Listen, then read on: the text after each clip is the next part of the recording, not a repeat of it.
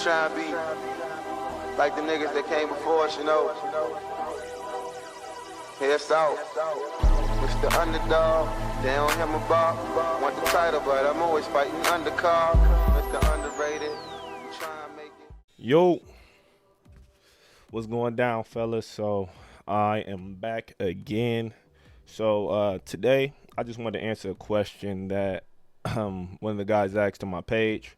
So basically what the guy asked me was, you look like a pretty good player from what I've seen of you. Why didn't you go NCAA Division One? And so when he asked me that, I just realized that a lot of you guys really don't know my story or how I came to the point where I'm at today. So I'm gonna make a quick summary of why I didn't go D1, and overall just what's my opinion on players going D1. Should they really try to go Division One after high school, or is it okay going to these lower level schools like I did?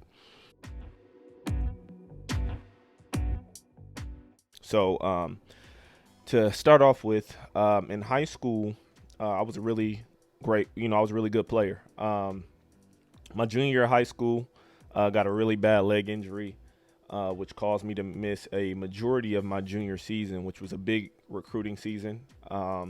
Previous to that, my sophomore year, I was the only sophomore on my team, full of seniors. I had a lot of people, hyping me up going into my junior year, and with me missing it, I lost a lot of the hype. Had some D1 schools really looking to recruit me, but I was injured, so I wasn't able to play. Now, going to my senior year, I got to about 80%. Wasn't really dunking, wasn't at my full athletic ability, but I wasn't going to miss that season. So my senior season, I came in smoking. A lot of people didn't know about me. Averaged about 25 points per game. Led my team, who only won 2 games a year before, to being a little bit over 500. From that point, I received a lot of Division II schools very interested in me.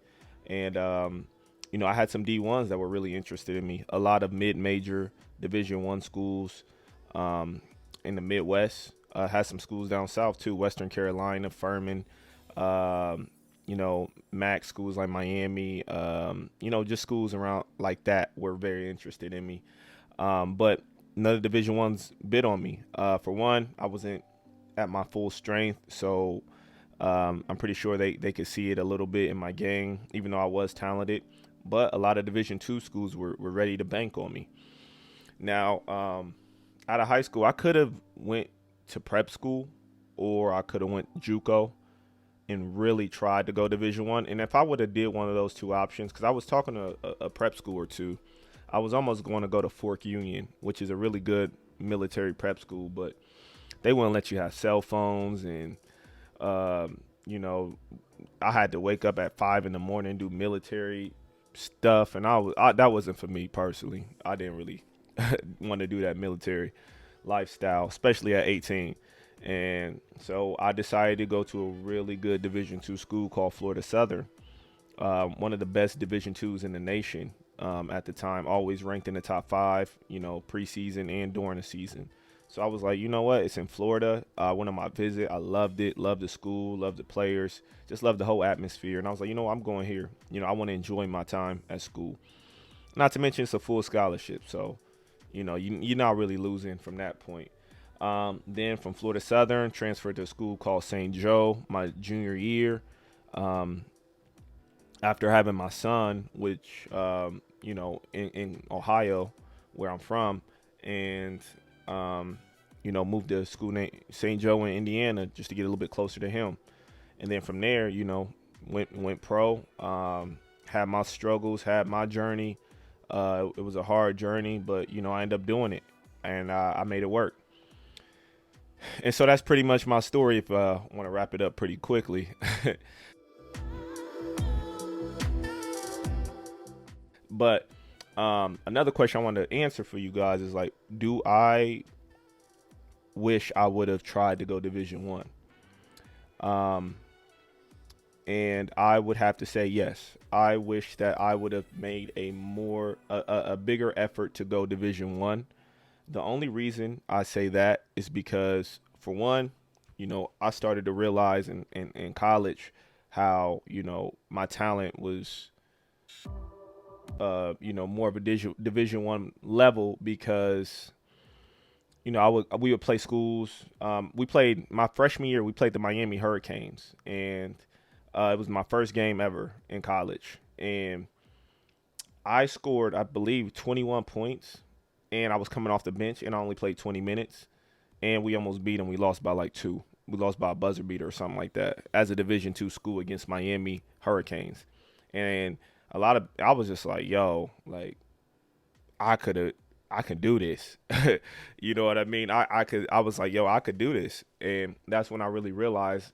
And so the only reason I say if you have the talent, like really, and the way you have the talent is that if you have a lot of Division one schools prior to you graduating high school are reaching out to you or interested, but they're not biting just yet because they see that you have talent, but they don't.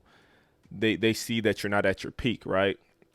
And so I had a lot of schools who were interested in me. I went on some Division one visits, and so I could have easily went to prep school. Make that sacrifice for the year at Fork Union. Went to a JUCO for 2 years, and I would have easily went D1 in my opinion. Especially after me developing those 2 years, I would have easily went D1. But I was just worried about going to school and having a good time, which it's not a bad thing as well. But the only benefit of going D1 is like if you want to play after a Division one background, it means so much overseas because these guys they don't know the difference between Division one, Division two. They don't know that a Division two guard is just as good as a Division one guard, and the only difference between a D1 and a D2 is going to be the big man. They don't know that. They just say Division one is the top level, and we want guys who play the top level over in America. And so, just from all the rejections I've heard, a lot of guys, who were D1, who weren't as good as me, who didn't have as much talent as me, they got a lot more opportunities than me on the G League level, on the, overseas market, just because of where they went to school. And, I would always talk to my Division two guys who were playing overseas. I'd be like, bro, I wish I would have tried to go D1. And they would always say the same thing because it was just so hard to try to, make things work when you're a Division two player, man. It's so hard.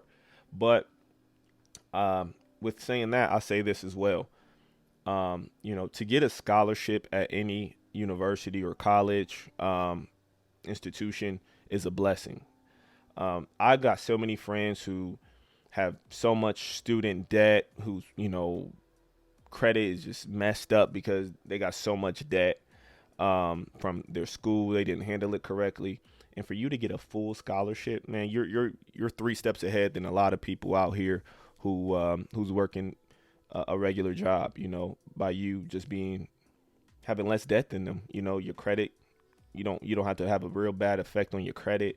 You can really take advantage of having a scholarship. No matter if you go D1, D2, NAIA, if you got a scholarship, salute to you. That's a privilege, man. A lot of people don't even have that opportunity. So to have that opportunity to have some type of money sent to you, it doesn't have to be a full scholarship, but for you to have money available to you to go to school, man, that's a blessing, man. It saves a lot of money out your parents' pocket too. So always be grateful for that. But you can still make it no matter what level you go to. Just know and accept that your journey is going to be a little bit harder than a lot of guys who go D1.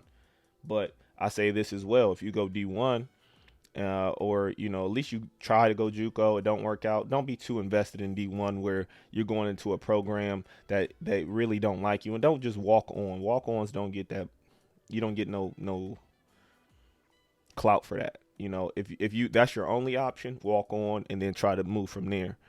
But if you're like a division, you got a lot of Division twos giving you scholarships, and you rather just walk on to a Division one, it's not worth it, bro. It's not worth it because, go where you're wanted.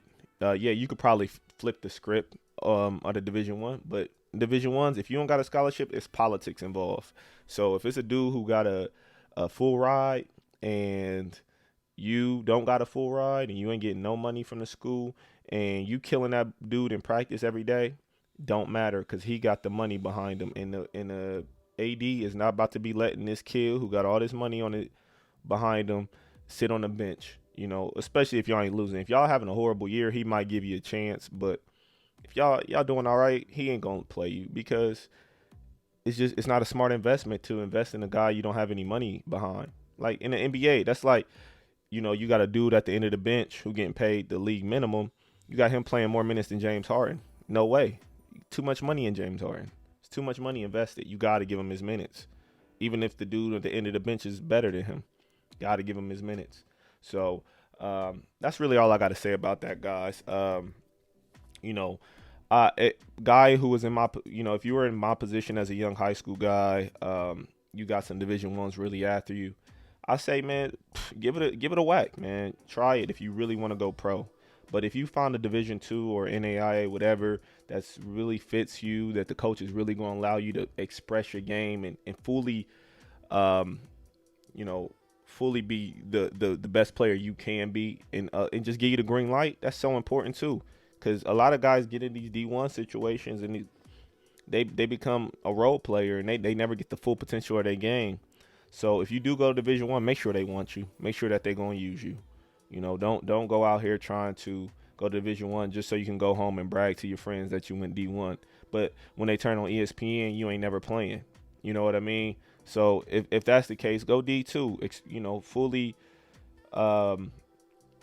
fully express your game, you know, find all the tweaks in your game, really improve yourself. And then once you go to the overseas market, you look better than a lot of these D1 guys, because a lot of these D1 dudes, they get put in roles and they don't really know their games. They really don't know themselves until they go overseas. So something to think about.